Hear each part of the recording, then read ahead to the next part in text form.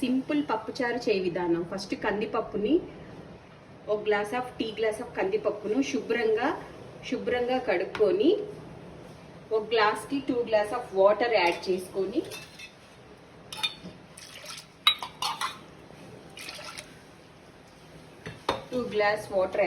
దాంట్లో కొంచెం turmeric, little bit oil,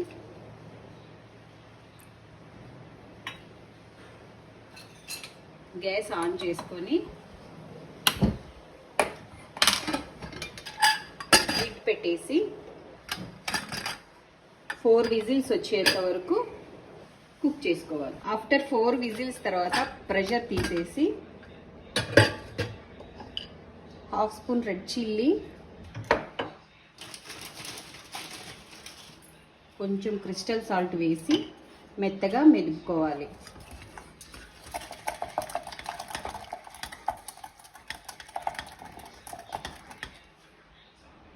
పప్పుని ఇలా మెదుపుకున్న తర్వాత పోపుని రెడీ చేసుకోవాలి. పోపుకి ఒక మీడియం సైజ్ ఆనియన్, ఒక 4 green chilli and 1 medium tomato, garlic ఒక 5 అండ్ లిటిల్ బిట్ కరివేపాకు యాడ్ చేసుకొని ఇప్పుడు పోపు వేసుకుందాం. గ్యాస్ని ఆన్ చేసుకొని దాంట్లో ఆయిల్ వేసి ఆయిల్ హీట్ అయిన తర్వాత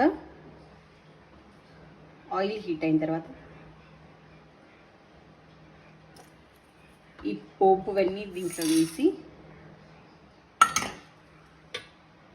పోపు జీవిట్ ఫ్రై అయ్యేలా చూసుకొని ముద్దపప్పులోకి 1 మీడియం సైజ్ నిమ్మకాయ అంత సైజ్ చింతపండు వేసుకొని నానబెట్టుకొని దీంట్లో వేసుకోవాలి. దీనికి సరిపడాన వాటర్ వేసుకొని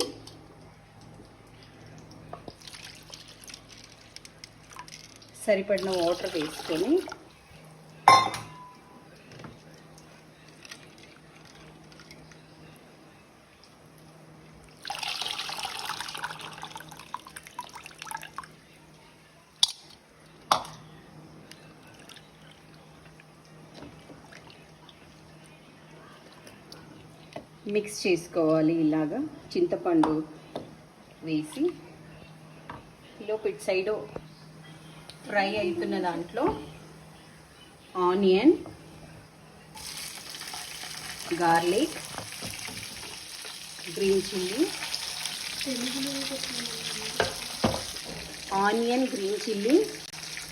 కరివేపాకు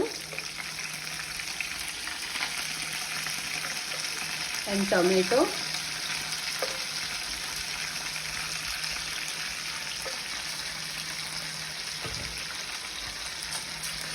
అన్నీ ఫ్రై అయ్యేంత వరకు వేయించుకోవాలి.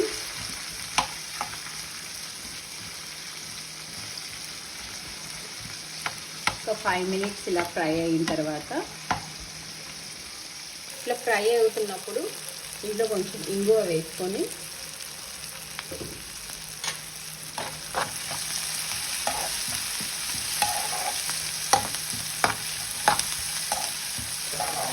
మంచిగా ఇలా ఫ్రై అయిన తర్వాత డైరెక్ట్గా చింతపండు పప్పు మిశ్రమంలోకి ట్రాన్స్ఫర్ చేసుకొని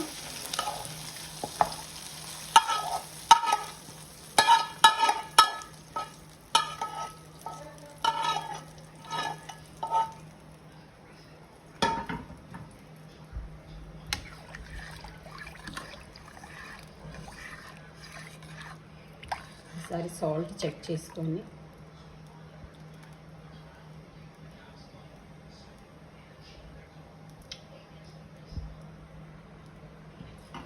కొంచెం సాల్ట్ తక్కువైంది, మళ్ళీ కొంచెం రాక్ సాల్ట్ వేసేసి మంచిగా బాగా తెల్లేంత వరకు ఉంచుకోవాలి. సిమ్లోనే ఉంచుకోవాలి. ఆఫ్టర్ 10 మినిట్స్ తర్వాత పప్పుచారు ఇలా మరలుతూ ఉంటాయి. దీన్ని ఒక్కసారి కలుపుకొని ఏమి కూరగాయలు లేనప్పుడు సింపుల్గా ఇలా పప్పు చారు చేసుకోవచ్చు. జస్ట్ ఆనియన్, టమాటా, గ్రీన్ చిల్లీ ఈ 3 ఉంటే చాలు. సింపుల్గా పప్పుచారు చేసుకోవచ్చు. మరొక 10 మినిట్స్ సిమ్లో ఇలా కుక్ చేసుకున్న తర్వాత పప్పుచారు మంచిగా కాగుతుంది. ఇది రైస్లోకి బాగుంటుంది.